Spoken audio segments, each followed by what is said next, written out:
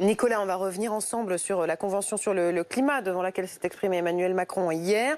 Qu'est-ce qui ressort de ces plus de 3h30 d'échanges entre le président et les membres citoyens de cette convention climat? Des sujets qui fâchent et qui vont fâcher. La rénovation énergétique, la convention voulait que ce soit obligatoire, ce ne sera pas obligatoire. Sauf si un propriétaire loue un bien d'ici 2028. Il devra effectivement mettre ça aux normes. Bon, quelquefois, c'est pas la meilleure solution, hein, l'obligation. On voit que l'incitation, ça marche. La prime rénov', il y a eu 150 000 demandes de prime rénov' cette année. C'est quand même un dispositif qui fonctionne.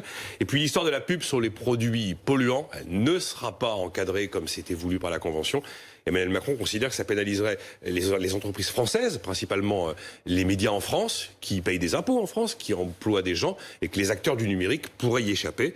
Alors, il s'est dit quand même favorable à un score carbone. Il y aurait une sorte de tampon qui donnerait le bilan carbone des produits. Après, le consommateur arbitre. Il sait faire, en fait, le consommateur, souvent, quand on lui laisse la main. Bon, il y a un autre sujet, c'est la 5G. La 5G verra le jour.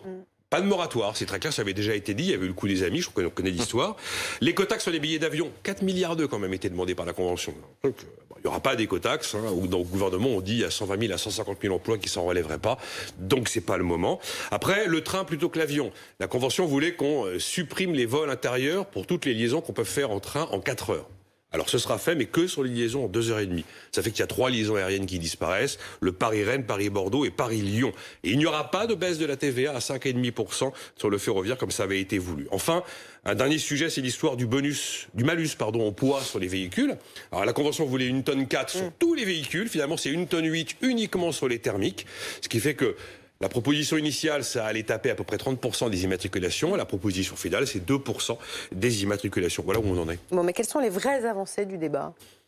Bon, il y a eu une avancée sur le fait qu'on allait rénover quand même les bâtiments publics. Il y a plus de 4000 projets qui ont été déposés, 2 milliards d'euros prévus, 4 milliards pour aller dans les hôpitaux, dans les universités, dans les maisons de retraite. Il y a l'histoire des terrasses chauffées, c'est un peu symbolique, mais les terrasses chauffées vont disparaître dans les bars et les restaurants dans 4 mois.